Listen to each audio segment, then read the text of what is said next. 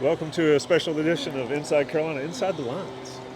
Almost inside the lines. Carolina opens with Walter State here, fall baseball. 12, 13 innings, 4 hours worth of baseball grace. We saw a lot of Carolina players trot out there. Your overall thought? First off, it feels fantastic to be back at the Bosh. It was a fantastic night. Got almost an entirely new lineup from last year. The only two returning starters from that Arizona Super Regional starting lineup card are Carter French, Gavin Gallagher. Gavin homered tonight.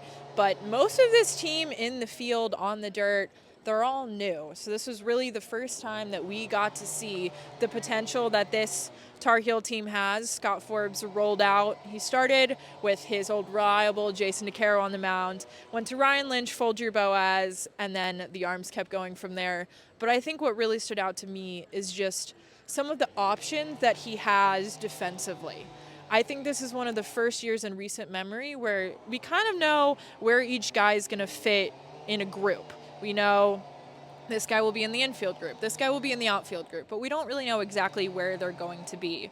Coach Scott Forbes just told us we don't know who is going to play second or short between Jake Schaffner and Gavin Gallagher. They have two options for the corner positions. The outfield, I think it just depends who does better at the plate, and then with little defensive intricacies for who plays which position. He's got a lot of options and a lot of things to tinker with. He does, and I'll admit I walked in and saw Gavin Gallagher at second base and Carter French in right field. I mean, that just looks different. We're not used to that, and to your point, they're the only two returning guys on this team. You got Nicholson here at third, you got Paulson at first, and I believe Paulson played all Entire game? the entire game. So he put in the marathon. But Grace, let's talk about the pitching a little bit. Obviously, DeCaro, Lynch, Folger Boaz, maybe a little bit of a tell for a weekend series coming up in the spring. Maybe. But I thought Jason DeCaro looked good. I thought Lynch looked good. He gave up a home run. He settled in. But all of these guys, the velocity is ticked up a notch for everybody. We had someone say that this pitching staff just has the potential to be even better than last year, which seems crazy to say that. I mean, National Pitcher of the Year, Jake Knapp, was on this team last year. And this team, I believe it's 35% of the innings from last year are gone. But 19 of those are Jake Knapp himself. And you're going to get back Maddie, you're going to get back Kyle, all of these guys that have gone through injuries. What really stuck out to me is their ability to make changes. Jason rested in the offseason. He was able to do USA, but he's been working to add more spin on some of his pitches. Folger has added two completely new pitches. Ryan is adding another pitch. Walker is adding another pitch. They're all trying to pump up this off speed, which is going to help them so much because then they can get the velocity up there on those fastballs, and they just have a little bit less stress because you need a good off speed pitch. And it seems like that is the biggest thing for this pitching staff is they're just trying to develop. And if they do reach their full potential, it can be absolutely scary.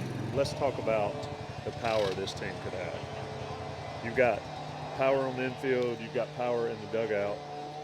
North Carolina, they had some last year, but nothing like they did the year before. Where do you think that stands for this team? To get free, easy runs by hitting the long ball. Well, I think you point out really well that it's such a discrepancy. I mean, they set the record with 115 in, Vance's last year. They had Parks Harbor. They had Casey Cook. They had Alberto Osuna. Those guys are gone. And last year, when you look at power bats, there's no real guys that fit into the power bat category. Luke Stevenson, I wouldn't even call a power bat because he walks so much. Gavin is not really a power bat. Sam Angelo didn't become a power bat till almost the very end of the season.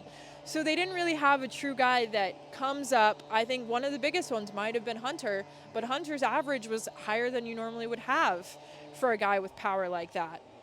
So I think this year they actually have a chance to find some of that oomph. I think that Cooper Nicholson, whatever they were feeding him at Iowa State Community College, is paying off. At one point in they've been doing the closed scrimmages. This is their first open one against another team. He had, I believe it was 3 consecutive scrimmages with a homer. One of them, 428 off the batter's eye. So he's got it. I think Paulson has power potential. I think Owen Hull has power potential. Gavin hit a homer today. We know he has power potential. So I think that this team, both on the mound and at the plate can turn up that voltage a little bit more than last year. Last thing before we get out of here, again, Walter State scrimmage, Carolina won 17-1 or something like that. Coach Forbes gave Ryan Lynch a hard time in the post-game press conference talking about he gave it the only run. Last guy I want to mention, Macon Winslow. Duke to Carolina, but not only is it a Duke to Carolina transfer, which is interesting, it is a experienced, tough catcher that comes in and replaces Luke Stevenson. Macon Winslow has all of the intangibles and all of the tangible things that you need to be a really great catcher at this level. He told me earlier that the rivalry for baseball is kind of played up. It's not that big. He was roommates his junior year with Gavin at Pro 5 Academy. That was under the tutelage of Gavin's dad, Sean. He has a lot of ties, a lot of connections to Carolina from not far down the road, and all of these guys in general. I think he is a fantastic addition. He's led a really experienced pitching staff at Duke. I could keep talking about Macon for a long time, but there will be a story coming out on him soon. So you're just going to have to stay tuned for that. Stay tuned to Grace's work on Macon Winslow and the other Tar Heels. Special day here in the Bosch. Great crowd for fall baseball. Ton of alumni were here. It is alumni weekend. You had parents, you had former players. Everybody that came to the Bosch saw a show from the Tar Heels. 17 runs. It's a big-time showing, even in 12 innings.